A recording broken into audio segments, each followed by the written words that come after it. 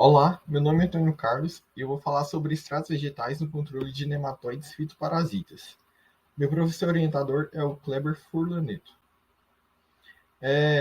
Então a gente tem que os fitonematóides eles são grandes desafios para a agricultura mundial, porque eles vão causar perdas econômicas consideráveis em áreas de produção tanto agrícola como florestal.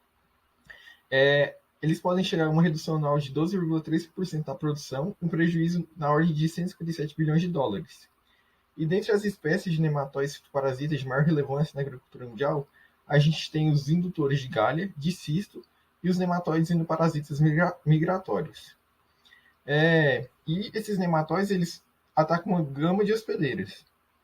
E com um número cada vez mais reduzido de nematicidas comerciais, porque eles têm um forte impacto causado por seu amplo espectro de ação, tem dificultado o controle desses nematóides em áreas agrícolas. Com isso, o objetivo dessa revisão foi a seleção e análise de trabalhos voltados à fitoquímica vegetal e sua aplicação no controle desses fitonematóides. Então, na metodologia utilizada, foram então realizadas buscas por artigos científicos, dissertações e teses, tendo como critério a exclusão de publicações em anais de reuniões científicas. A estrutura dessa revisão está fundamentada da seguinte forma: na determinação do objeto de pesquisa, na identificação dos artigos, na seleção dos estudos relevantes, na estruturação dos dados e na apresentação. Então, a estratégia de busca foi baseada na utilização de palavras-chave em diferentes plataformas digitais, como o portal de periódicos da CAPES, Google Scholar, Scopus, Web of Science e Cielo. As buscas foram realizadas com as seguintes palavras-chave: Plant Extracts and Phytonematodes, extratos vegetais e fitonematóides, phytochemistry e fitonematóides, fitoquímica e fitonematóides. E foram considerados tanto textos em idiomas inglês, como também no português. Desses resultados, então, foram revisados 57 artigos científicos, 2 teses e 6 dissertações.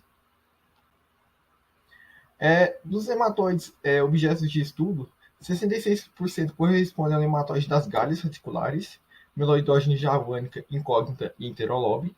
23% correspondem ao nematóide das lesões reticulares, Pratinenculus penetrans, Godei e Brachyurus. E 11% restantes aos gêneros de nematóides Tubixaba tuchaua, Scutelonema bradis, Bursaphalenculus xilófilos e Panagrellus redivivus, que é um bacteriófago, que ele foi selecionado para testes in vitro, porque ele tem uma fácil manipulação.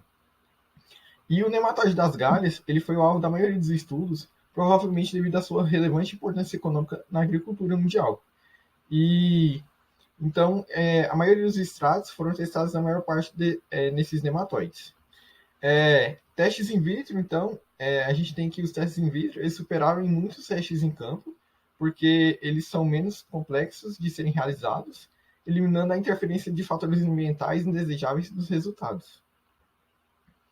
A gente então tem que os extratos aquosos foram testados em 64% dos estudos, os extratos metanólicos em 15%, os extratos etanólicos em 10%, e sendo que os 11% restantes foram correspondentes aos testes com compostos químicos sintéticos.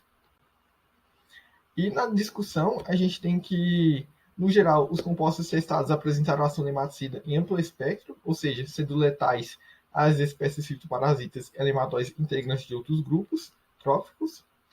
E a gente tem aqui que, segundo o Zhang et al. 2019, nematicidas obtidos a partir de extratos botânicos são fortes candidatos a substituir os atuais nematicidas não fumigantes disponíveis no mercado.